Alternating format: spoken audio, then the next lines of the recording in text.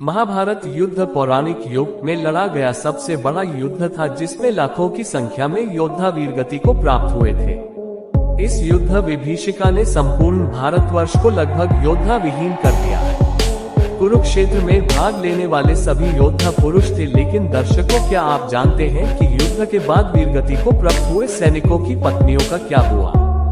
आइए मिलकर जानते हैं क्या हुआ था महाभारत युद्ध विधवाओं का। इस कथा का वर्णन महाभारत ग्रंथ के आश्रमवासी पर्व के 33वें अध्याय में पढ़ने को मिलता है। कथा के अनुसार महाभारत युद्ध पश्चात पांडु पुत्र युधिष्ठिर का हस्तिनापुर के नरेश के रूप में राज्याभिषेक हुए। उसके पश्चात पांचों पांडव राजकाज के साथ साथ अपने ज्येष्ठ पिता धृतराष्ट्र, बड़ी माँ गांधारी और माता कुंती की दिन रात सेवा किया करते थे।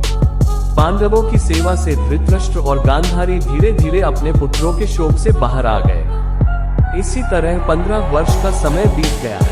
तब एक दिन धृतराष्ट्र ने युधिष्ठिर से कहा, हे युधिष्ठिर, अब हम अपना बचा हुआ जीवन वन में बिताना चाहते हैं, इसलिए हमें जाने की आज्ञा दो। अपने ज्येष्ठ पिता की बातों को सुनकर युधिष्ठिर दुखी हो गए, परंतु विदुर के समझने पर उन्होंने धृतराष्ट्र सहित गांधारी, माता कुंती और विदुर को वन जाने की आज्ञा दे दी। उसके अगले दिन धृतराष्ट्र, गांधारी, कुंती, विदुर और संजय सन्यासी का रूप धारण कर वन को प्रस्थान कर गए। उसके पश्चात पांचों पांडव अब हर समय अपने प्रजा की सेवा में लगे रहते।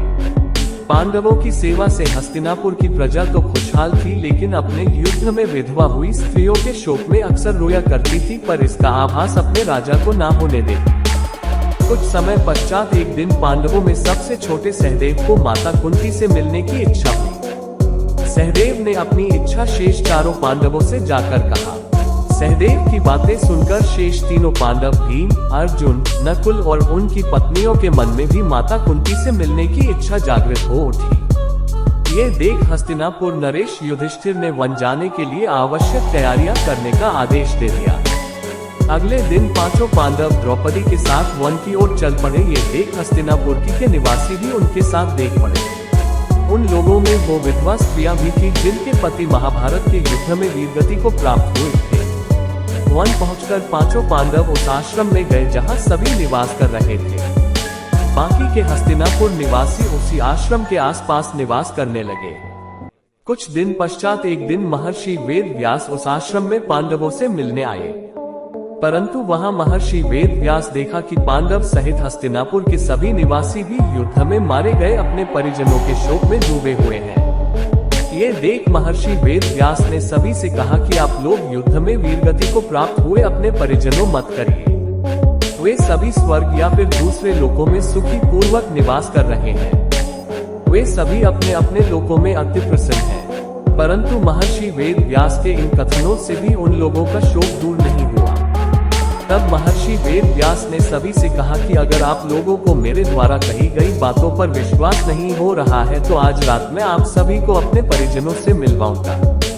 ये सुन पांडवों सहित सभी के चेहरों पर हल्की मुस्कान उभर आई। जिस आश्रम के आसपास सभी निवास कर रहे थे वह गंगा नदी के तट पर स्थित था। शाम को सूर्यास्त होने से पहले महर्षि वेद व्यास सभी को लेकर गंगा के तट पर पहुंचे। फिर सूर्यास्त के बाद उन्होंने अपने तपोबल से महाभारत युद्ध में मारे गए सभी योद्धाओं का आवाहन किया। महर्षि के आवाहन से सभी योद्धा एक एक कर गंगा जल से बाहर निकलने लगे। अपने मृत परिजनों को अपने सामने खड़ा देख पांडव सहित हस्तिनापुर के सभी निवासी खुश हो गए। फिर सभी ने अपने परिजनों से बात की। तब जाकर उन्हें विश्वास हो गया कि उनके बंधु बांधव मृत्युलोक के सभी कष्टों से मुक्ति पाकर अपने अपने लोकों में प्रसन्नता पूर्वक निवास कर रहे हैं। तत्पश्चात सभी के मन जो अपने परिजनों के लिए शोक व्याप्त था वह समाप्त हो गया। कुछ समय बाद युद्ध में मारे गए योद्धा एक एक कर गंगा जल में डुबकी लगाकर अदृश्य होने लगे। ये देख महर्षि वेद व्यास ने विधवा स्त्रियों से कहा कि जो स्त्रियां अपने पति के साथ उनके लोक जाना चाहती है वह गंगा के इस पवित्र जल में अपना जीवन त्याग कर जा सकती है। महर्षि इतना कहते ही सभी विधवा स्त्रियों ने गंगा के जल डुबकी लगाकर अपने जवान को त्याग दिया और सभी अपने अपने पति के लोक चली गयी। दोस्तों, यहाँ पर समाप्त हो जाती है। अगर ये था कि आपको अच्छी लगी हो तो इस वीडियो को लाइक करें और शेयर करें। मिलते हैं नई वीडियो के साथ, तब तक के लिए आपका बहुत बहुत धन्यवाद।